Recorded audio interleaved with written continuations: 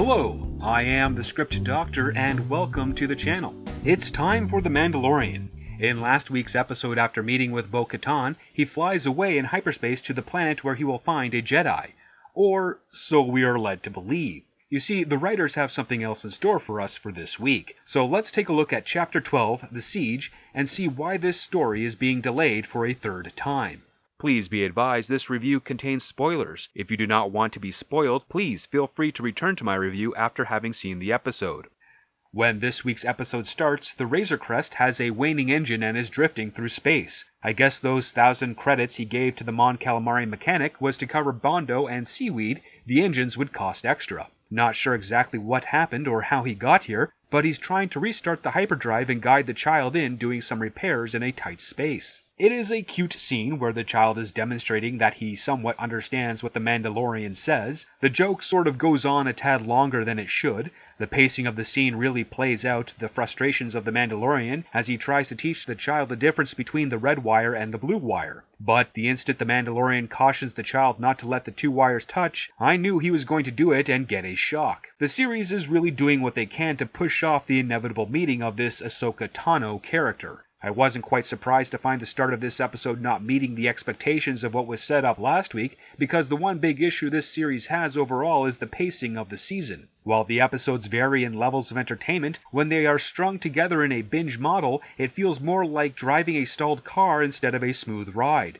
In fact, I can really relate to the Mandalorian in this scene, where I am in the armor trying to tell the show that is the child, just connect the wires so we can get moving. The Mandalorian decides that they need proper repairs that they can't do on their own, and luckily, because of plot contrivance, they are close enough to Navarro where they can meet up with some old friends.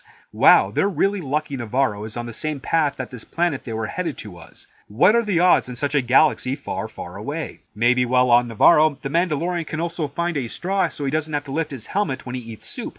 On the planet, in what looks to be the old Mandalorian forge, a group of Aqualesh are sorting their latest plunder and preparing to cook some type of ferret-rat hybrid for lunch. They are interrupted by Cara Dune, who uses one of the Aqualesh as a shield and gun. They call her the Marshal and she proceeds to clean up the sewers with their bodies. It looks like in this shot they forgot to edit out the crash mat. Why? Why has the post-production team done my man Carl Weathers wrong? Who was his first AD?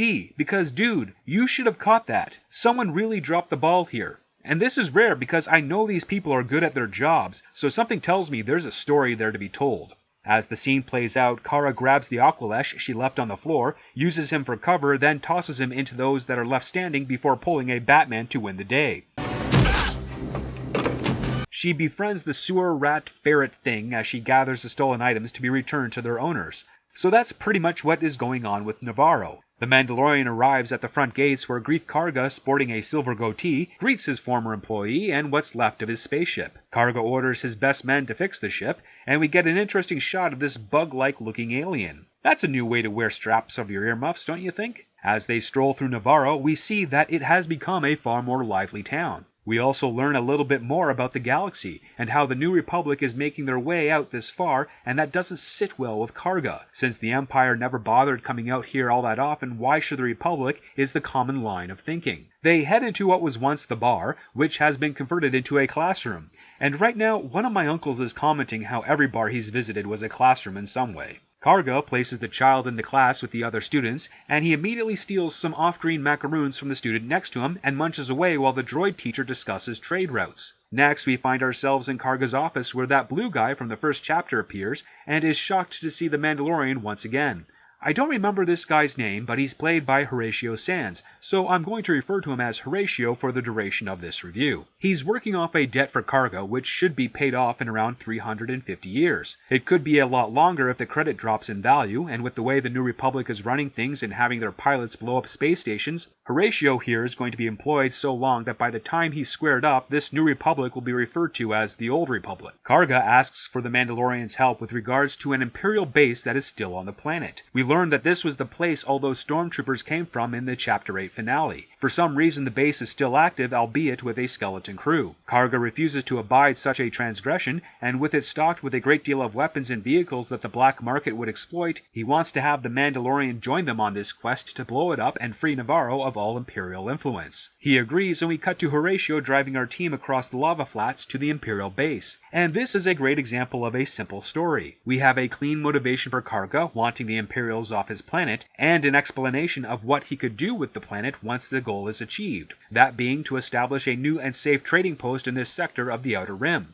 With the visual setup of the town progressing, we are seeing stakes established for this mission. Should they succeed, the planet will grow. Should they fail, then it will be a struggle, or such failure could result in the Imperials having a larger presence on the planet. This is a solid story. Granted, it still distracts from the overall season mission, but it does have an added bonus of somewhat wrapping up what was started with Navarro when the Mandalorian left for his quest. Unfortunately, while the overall mission is simple, the dialogue is a little too simple for my liking. The whole base is powered by a reactor.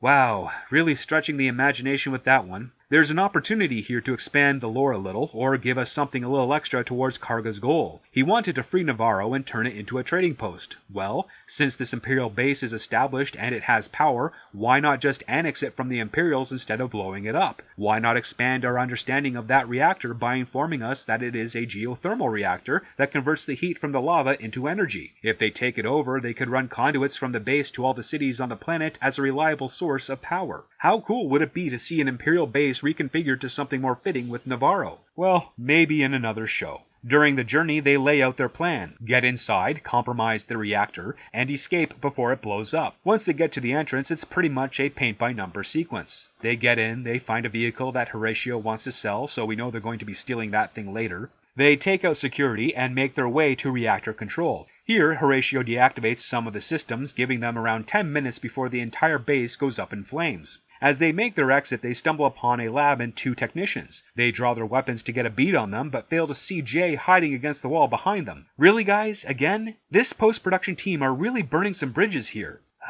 So, the station is alerted to their presence. The lab technicians try to purge their computer's memory, and they destroy it as the team blasts them away. What they find in this lab are a number of pods with some type of humanoid thing either growing or recovering inside of them. The design does look like that Snoke character from those Disney sequels. I suppose that scar between his eyes was left after they removed that giant goiter from his forehead. This gives the audience a little twist and foreshadow of what is to come. This base isn't just a military installation, but also a lab. Kara thinks it's important for them to find out what they were doing here before the station explodes. Remember during my Chapter 10 review when I suggested that maybe the Imperials should have a base somewhere on that ice planet, doing something that might threaten the New Republic and the galaxy? It's unfortunate that this episode couldn't be merged with Chapter 10 to get us to this point sooner. Horatio finds a holo message to Moff Gideon regarding an experiment pertaining to the child. Apparently the Imperials were harvesting its blood to use on a volunteer. According to the report, the experiment failed and the Imperials are out of blood, meaning that they're going to need to get more from the child because it has a high M count. I'm sure many Star Wars fans can determine what the M count really means. The Mandalorian assumes the recording is old as Moff Gideon is dead, but Horatio states that the recording is only 3 days old.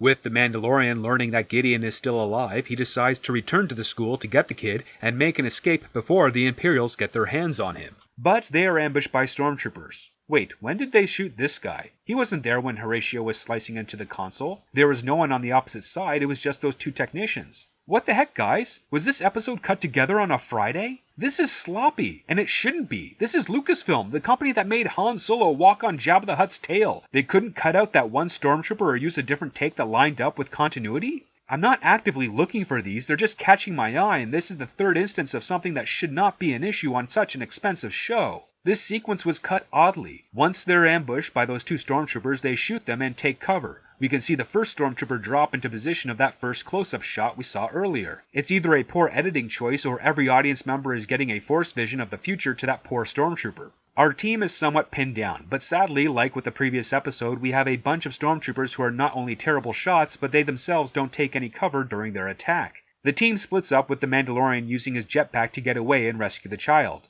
I like the shot they did here. It's very reminiscent of the old King of the Rocketmen serials. The rest of the team makes it back to where they entered and gets pinned down again by stormtroopers. This leads us to the team breaking into that vehicle and making a daring escape by driving off the edge and through the canyon. They're pursued by scout troopers on speeder bikes, and once they dispatch with them, are chased by TIE fighters that leave the stronghold as the reactor explodes.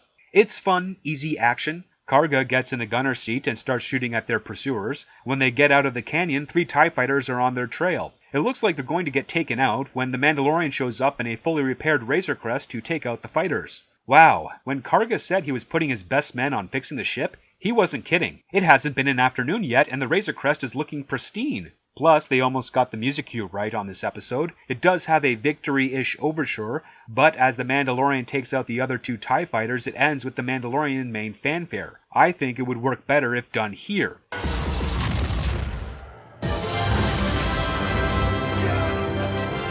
Hang on, kid.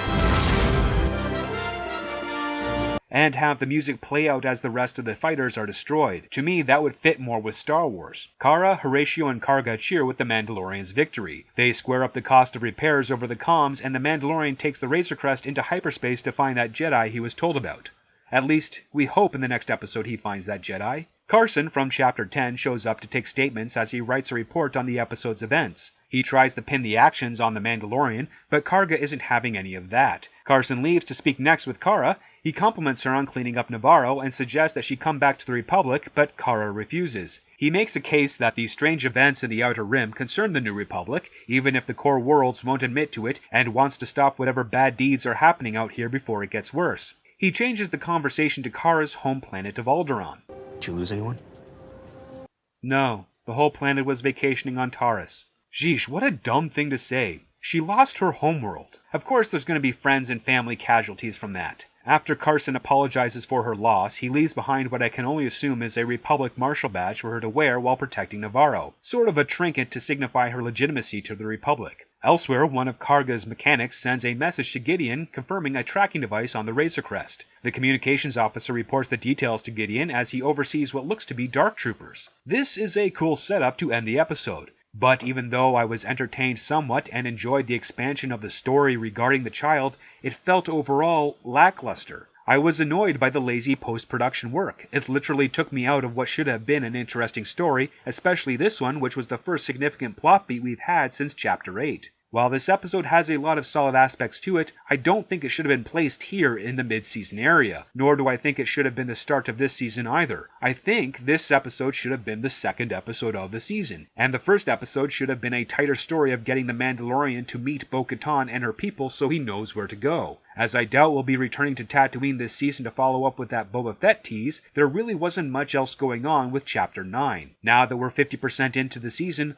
all I can say is that overall narratively, it's a mess in structure and pacing. I can clearly see a great story in what we've been shown, but I can't help but ask, is what we've seen the best way of conveying this adventure? My mind buzzes with other choices and paths that could have been taken. If there weren't those issues with post-production, this would have been the season's first solid episode. It concludes the change of Navarro and runs as a template for what other planets in the Outer Rim could achieve once ejecting the Empire. But it irks me when you have a solid cast and good script and you see Jay hanging out in the corridor camera left. We did get some great character development with Greef Karga. He's a man of principles and has a plan to help the people on his planet. Kara finds her place as a marshal protecting Navarro instead of making ends meet by beating up people in a bar, and we learn a little bit about the Republic's efforts in the Outer Rim. Those parts of the story is what really engaged me personally. This episode had some moments where you can see character development that builds to the action. It has a multi-layered purpose. This is how it should be done, by having the characters' goals drive the story instead of just plopping them in a set piece. The combat was cool, but it was missing that fear of failure for our heroes, which is something this show really needs to address in the future. I hope these production issues won't be repeated in the following episodes, and with any luck we'll get another nice plot progression with the Mandalorian's quest, and maybe a dash more of character development. They got really close to that formula this time. I'm crossing my fingers they'll get closer with each episode to come. If you enjoyed this video, please like, share, and subscribe. If you have anything to add to this episode, please leave a comment below. Thank you for watching, and never forget, it all starts with the script.